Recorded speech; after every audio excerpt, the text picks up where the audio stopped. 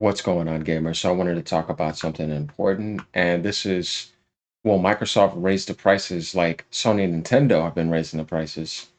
And that depends, because there's some interesting things to talk about when we get to this type of subject.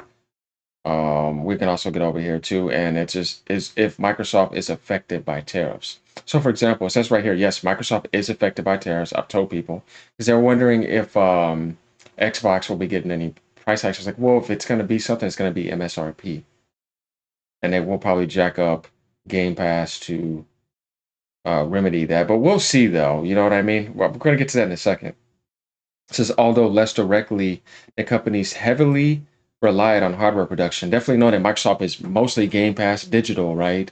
And software. So while Microsoft's cloud services like Azure are less acceptable, which makes sense, the company's investment in AI infrastructure and its consumer business, Xbox Surface, can be impacted by rising hardware costs and potential delays in AI projects rollouts due to tariffs, right? So we see that right there. And direct impact, cost increase, economic uncertainty, reduced innovation, focused on cloud service, negotiating with suppliers, diversifying supply chains to kind of change that. Now, where are they manufacturing at? See, Guadalajara, Mexico, which we know got hit, China, Shanghai, Hungary, China again, and Taiwan. So we see that they rely a lot. Their main base is over in China, right? So since we know that, and look, original Xbox was in Mexico, China and Taiwan, Xbox One, Shanghai, and Series X and X, China, according to The Verge. So there has been a pause over here, so which kind of makes sense, right? Um, and I'm sitting here wondering, like, okay, so we saw all the moves Sony and Nintendo did. Well, Microsoft, how will they adapt the strategy, right? Because I mean, let's think about this. You have more money than everyone in the world.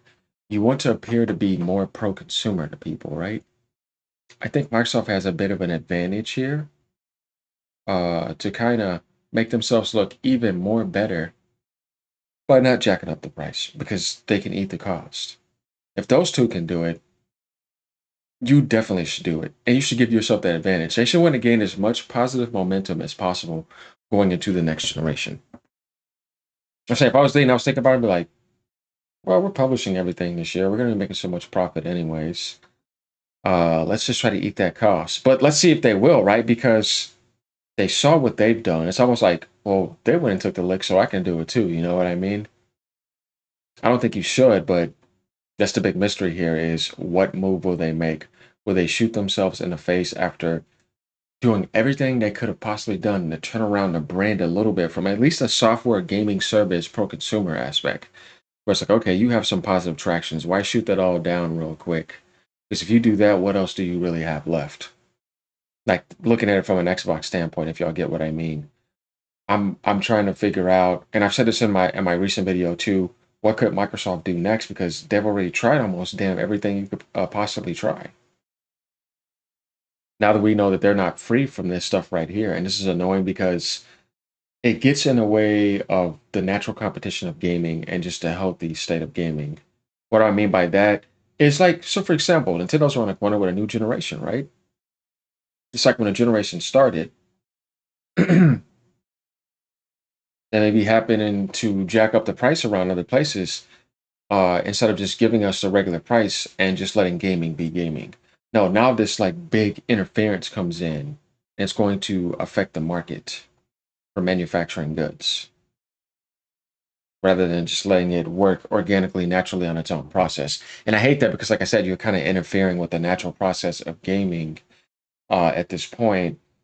And now we've already had issues that are non-gaming related causing problems, and now politics is doing it again. And that's just why I hate politics because I'm like, wait, you've already came in with the stupid pronouns and all this other stuff. Now we're having even more delays here, along with the other.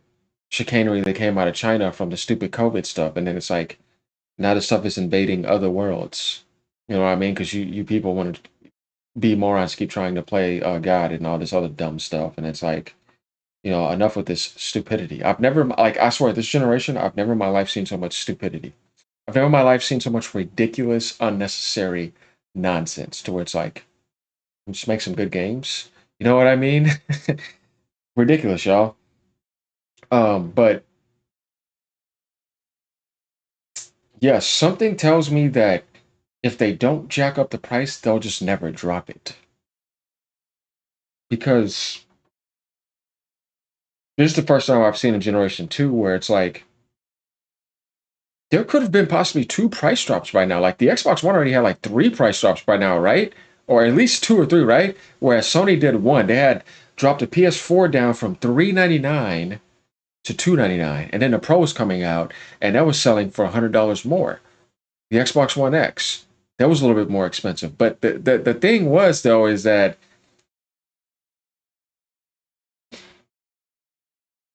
I don't know. At least there was some balance there. Now it's just like, oh, okay, so everything just went ape shit in price. Everything just went off the rails.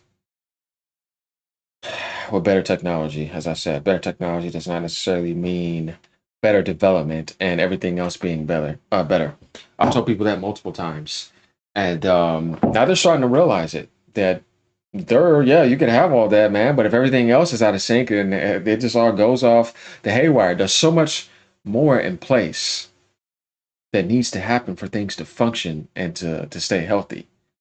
And then when you have all this crap right here just coming around and all this other unnecessary stuff, we see how things can just go haywire, man. It's like, man, what the hell happened so quick, right? In the past 4 to 5 years, everything just crashed and burned so quick. Um, in certain worlds and companies you saw that were kind of like in the limelight have hit rock bottom, and you're like, what the hell, man? Huh. Ubisoft, Sony, we've seen it, right? Yeah, we need that to remedy itself.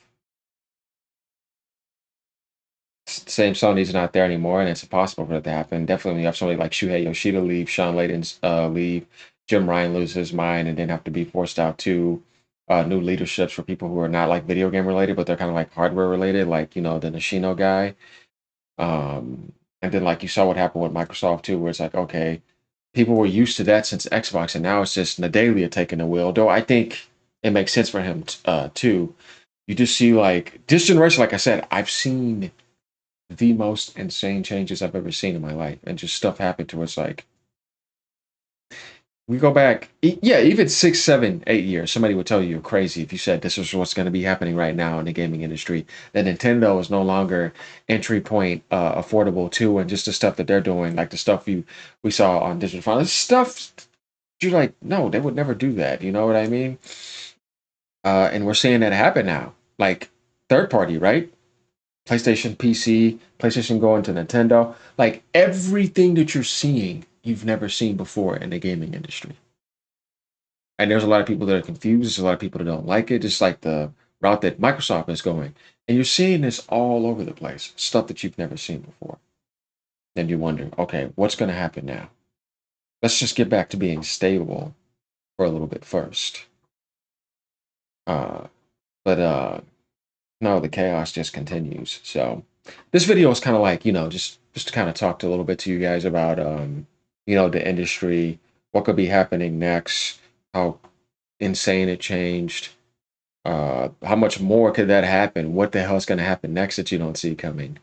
And that is what makes the show interesting, but you're hoping something happens that is beneficial and positive for, something you've been caring about for a very long time. So yeah, do I think that Microsoft is going to do something anti-consumer eventually? hmm I think it's better to say that so will Nintendo again and Sony. Instead of sitting there thinking that they're going to be some like saints for you, for everyone, don't think that. You know what I mean? Be prepared for them to do something terrible. It helps you mentally prepare better. That's why that's kind of like my mentality. Like I'm not looking at, oh yeah, Microsoft is they're so good, man. See, when you do that when you do that, like to me, I think you're being foolish because you're thinking that they're doing good, and it's like the moment you do that, you fall for the trap to be betrayed again or to be let down, and you're doing that to yourself, right? Just don't look at them as good guys. Don't look at any of them as that. Be prepared to be disappointed in a way to it's like, man, that was kind of greedy. Oh, okay, I see you're doing that. Yeah. When you expect that, then you're not going to be let down. That's why I could still be positive and say what I say about Nintendo, because for the most part, to me, as a gamer, I'm still satisfied. But seeing it from an economic standpoint, what the suit and ties are doing, it doesn't surprise me. I'm not surprised by that because I know that's just the industry, right? Because I'm more like, okay, what are you going to be doing for me as a gamer? Are you going to give me good development? If you're giving me good development, that's what I want out of gaming more than anything. I don't want you to give me a solid price if the development sucks because I don't care. I'm not going to pay attention to it. Um, Obviously we don't want that 79, obviously, yeah, because that's terrible. But I want good development first and foremost, and people will pay for good entertainment, good development, good food. They want a good show. You see what I mean? They don't want a bad show. They don't want bad games. So buggy, broken, unreleased, sugar coated, political garbage. All right, y'all. Have a great day. Let me know what y'all think about this. So either way, gaming is still great. It's doing well. And whatever is starting gaming, we'll keep attacking it. Later, y'all. Peace out. Stay cool.